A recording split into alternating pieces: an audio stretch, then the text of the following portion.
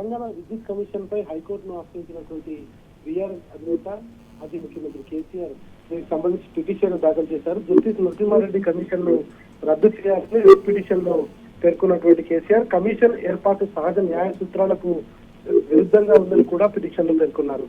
నిబంధనల మేరకే విద్యుత్ కొనుగోలు జరిగిందన్నటువంటి KCR justice Narasimha Reddy press meet పెట్టి ఏకపక్షంగా వ్యవహరిస్తున్నారన్నటువంటి విషయాన్ని కూడా దాంట్లో పేర్కొనడం జరిగింది. దీంట్లో ప్రతివాదులుగా విద్యుత్ కమిషన్, జస్టిస్ నరసింహారెడ్డి, ఎనర్జీ విభాగం కూడా పేర్కొనడం జరిగింది.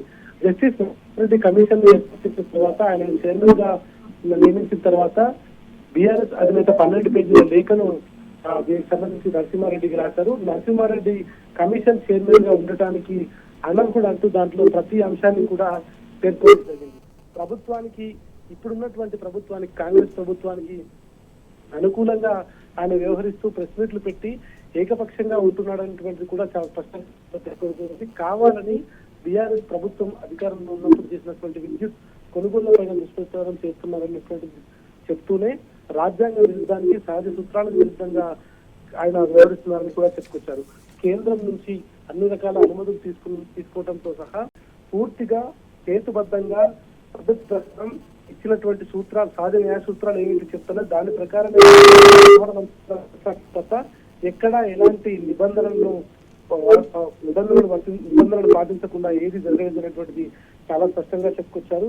కేవలం కావాలని ఆ ప్రభుత్వం మీద, మా ప్రభుత్వం మీద దోచులటానికి ఇప్పుడున్నటువంటి ప్రభుత్వం ఇటువంటి చర్యలకు పూనుకుంది అంటూ కూడా ఆయన 12 పేజీల లేఖను చాలా క్లియర్ గా చెప్పుకొచ్చారు.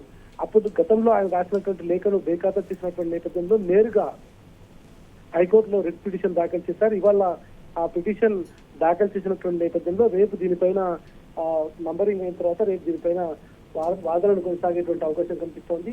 జస్టిస్ నరసింహారెడ్డి కమిషన్ ను పూర్తిగా రద్దు చేయాలని కాకుండా కమిషన్ చైర్మన్ గా ఆయన ఉండడానికి ఎలాంటి అర్హత లేదు అనేటువంటిది చాలా స్పష్టంగా కేసీఆర్ దాంట్లో పేర్కొనడం జరిగింది.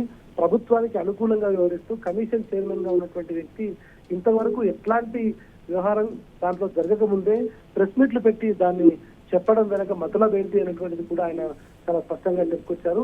దీంట్లో ప్రతివాదులుగా విద్యుత్ కమిషన్ తో పాటు జస్టిస్ నరసింహారెడ్డిని, ఎనర్జీ విభాగాన్ని కూడా దాంట్లో ఆయన జరిగింది. రేపు ఈ పిటిషన్ విచారణకు వచ్చేటువంటి అవకాశం ఉంది. విచారణ సందర్భంగా రాష్ట్ర అత్యున్నత న్యాయస్థానం ఏం చర్యలు తీసుకుంటుంది, ఎటువంటి ఆర్డర్స్ ఇస్తున్నటువంటిది మాత్రం రేపు తెలిసే అవకాశం కనిపిస్తోంది. Right Bhaskar, thanks for updates.